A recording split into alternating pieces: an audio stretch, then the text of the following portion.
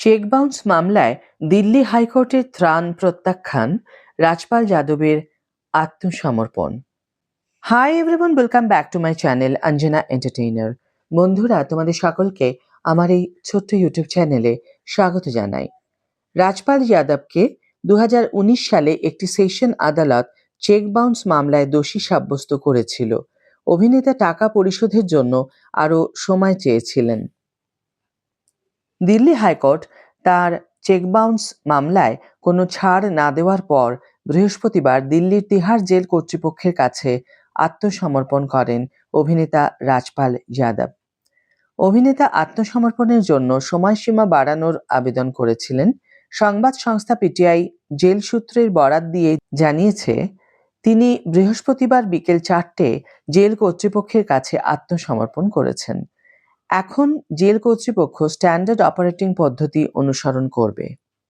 বুধবার high court Rajpal যাদবকে jail কর্তৃপক্ষের কাছে আত্মসমর্পণের জন্য নির্ধারিত সময়সীমা বাড়াতে অস্বীকৃতি জানায়। অভিনেতার আইনজীবী আদালতকে বলেছিলেন যে তার মক্কেল 50 লক্ষ টাকার বন্দোবস্ত করেছেন এবং অর্থ প্রদানের জন্য আরও 1 সপ্তাহ চেয়েছেন। 2রা ফেব্রুয়ারি অভিনেতাকে বুধবার বিকেল 4টের মধ্যে আত্মসমর্পণের নির্দেশ দেওয়া হয়েছিল। আদালত বর্ধিত সময়সীমা প্রত্যাখ্যান করে আবেদনের জবাবে সাড়া দেয়। এই আদালত কোনো ব্যক্তির জন্য বিশেষ পরিস্থিতি দেখাতে বা তৈরি করতে পারে বলে আশা করা যায় না, কারণ এই ব্যক্তি কোনো নির্দিষ্ট পটভূমি বা শিল্পের সাথে সম্পর্কিত। যদিও কখনো কখনো প্রয়োজন হয়, তবুও অসীম সময়সীমা বাড়ানো যায় না, বিশেষ করে যখন এটি ক্রমাগত অমান্যের সাথে দেখা হয়, আদালত বলে। মামলাটিতে messrs Murali projects private limited কর্তৃক অভিনেতা এবং তার স্ত্রীর বিরুদ্ধে তাদের কাছ থেকে আসা বেশ কয়েকটি চেক বাউন্স এবং তাদের প্রাপ্য অর্থ ফেরত দিতে ব্যর্থতার অভিযোগ দায়ের করা হয়েছে। 2018 সালে দিল্লির একটি ম্যাজিস্ট্রেট আদালত রাজপাল যাদব এবং তার স্ত্রীকে চেক বাউন্স মামলায় দোষী সাব্যস্ত করে অভিনেতাকে 6 মাসের কারাদণ্ড দেয়।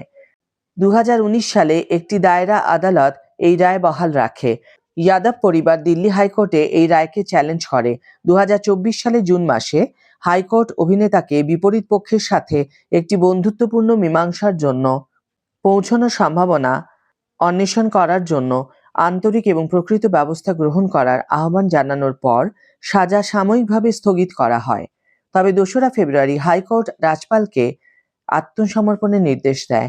এই পর্যবেক্ষণে যে অভিনেতা বারবার অভিযোগকারীকে টাকা ফেরত দেওয়ার জন্য আদালতে করা প্রতিশ্রুতি লঙ্ঘন করেছেন।